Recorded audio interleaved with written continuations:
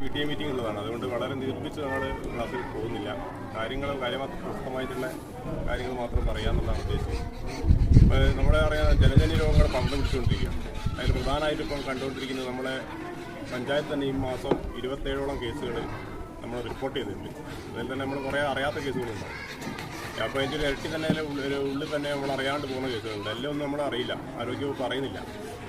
അപ്പോൾ നമ്മൾ ആദ്യമായിട്ട് പറയാനുള്ളത് നമ്മുടെ വീട്ടിലോ അല്ലെങ്കിൽ അടുത്തെവിടെയെങ്കിലും മഞ്ഞപ്പിത്ത രോഗങ്ങൾ അങ്ങനെ എന്തെങ്കിലും അസുഖം ഉണ്ടെങ്കിൽ ആരോഗ്യവകുപ്പിനെ അറിയിക്കുക എന്നുള്ളത്. ഇപ്പോൾ നമുക്കറിയാം, നമ്മളിപ്പോൾ എന്ത് പ്രശ്നം ഉണ്ടെങ്കിൽ ഇപ്പോൾ കറണ്ട് പോകുക എന്ത് ചെയ്താൽ KCB-യിലേക്ക് വിളിച്ചറിയിക്കും, വെള്ളം അല്ലെങ്കിൽ വാട്ടർ അതോറിറ്റിന്ന് അറിയിക്കും. അതുപോലെ നമ്മളെ വീട്ടിലെടുത്ത് എന്തെങ്കിലും പ്രശ്നം ഉണ്ടെങ്കിൽ നമ്മളെ അടുത്തുള്ള ആശമാരെയോ അല്ലെങ്കിൽ ആരോഗ്യവകുപ്പ് പ്രവർത്തകരെയൊക്കെ അറിയിക്കണം. എന്തിനാ അറിയിക്കുന്നത്?